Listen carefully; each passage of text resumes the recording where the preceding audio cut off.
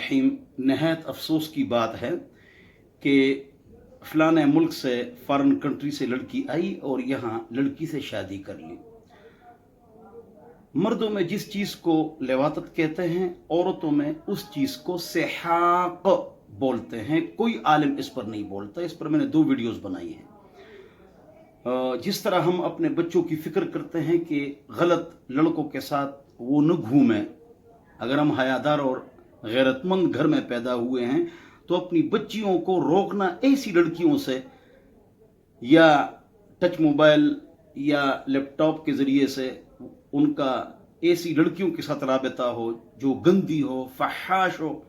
तो ये जो वाक़या हुआ है, इस वाक़े के पीछे एक और बात है।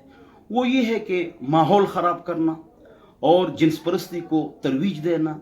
अमेरिका के एम्बेसी में बाकायदा एक फंक्शन हुआ जिसमें हम जिन्स परस्ती के लिए लड़कों को बुलाया गया और बाकायदा इस पर प्रोग्राम हुआ और तमाम अखबारों में आया। हमारे इदारों को चाहिए कि पाकिस्तान के नज़रियाती सरहदात की भी हिफाजत करें जिस तरह आप सरहद की हिफाजत करते हैं, और हमारी जो बुनियाद है उसकी आप फिक्र करें, वरना अल्लाह पूछेगा।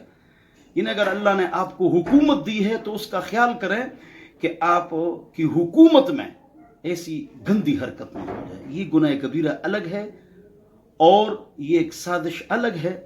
ये जो प्रोपेगेंडा हुआ और ठीक हुआ कि स्कूलों पर एक ख़ास किस्म का रंग चढ़ाया गया, याद है ना, सबको पता है। वो हम जिन्स परस्ती का निशान था, ये उसका एक हिस्सा है।